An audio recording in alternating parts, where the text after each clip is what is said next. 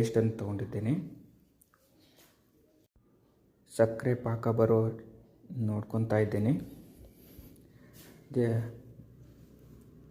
ರುಬ್ಬಿಟ್ಟಿರೋ paste ಅದರೊಳಗೆ ಹಾಕಿ ಸ್ವಲ್ಪ ಹೊತ್ತು ಕೈ ಆಡಿಸಿ ಒಂದು 5 ನಿಮಿಷ ಚೆನ್ನಾಗಿ ಕೈ ಆಡಿಸ್ಕೊತಾ ಇರಬೇಕು. ನೈಸ್ ಆಗೋ ಥರನೂ ಕೈ ಆಡಿಸ್ಬೇಕು. ಇವಾಗ ನೋಡಿ ಯಾವ ಥರ ನೈಸ್ ಆಗಿದೆ ಅಂತ ನೋಡ್ತಾ ಇದ್ದೀರಾ. ಹಾಗೆ ಕೈ ಆಡಿಸ್ತಾನೇ ಇರಬೇಕು. ತಳ ಸುಡ್ತಾ ಇರಬಾರ್ದು, ಆ ಥರ ಕೈ ಆಡಿಸ್ತಾ ಇರಬೇಕು.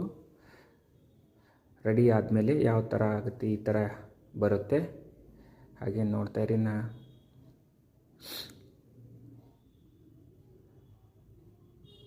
ಎಷ್ಟು ಚೆನ್ನಾಗಿ ಬಂದಿದೆಯಲ್ವಾ ನೋಡಿ ಫ್ರೆಂಡ್ಸ್. ರೆಡಿ ಆದಮೇಲೆ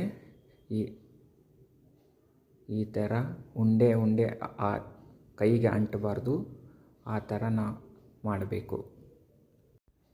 ಎಷ್ಟು ಚೆನ್ನಾಗಿದೆಯಲ್ವಾ, ಎಷ್ಟು ಸೂಪರಾಗಿ ಬಂದಿದೆ. ಆರಾದಮೇಲೆ ಈ ಥರ ಮಸಾಜ್ ಮಾಡಿಕೊಂಡು ನಾವು ಯಾವುದಾದ್ರೂ ಪಾಟು ಅಥವಾ ನೈಸ್ ಇರೋ ಕಲ್ಲ ಮೇಲೆ ಈ ಥರ ಲಟ್ಟಿಸ್ಕೊಂಡು ಒಂದು ಅರ್ಧ ಗಂಟೆ ಇಲ್ಲ ಅಥವಾ 1 ಅವರ್ ಬಿಟ್ಟು ನಾವು ಯಾವ ಥರ ಬೇಕು ಆ ಥರ ಕಟಿಂಗ್ ಮಾಡ್ಕೋಬೋದು.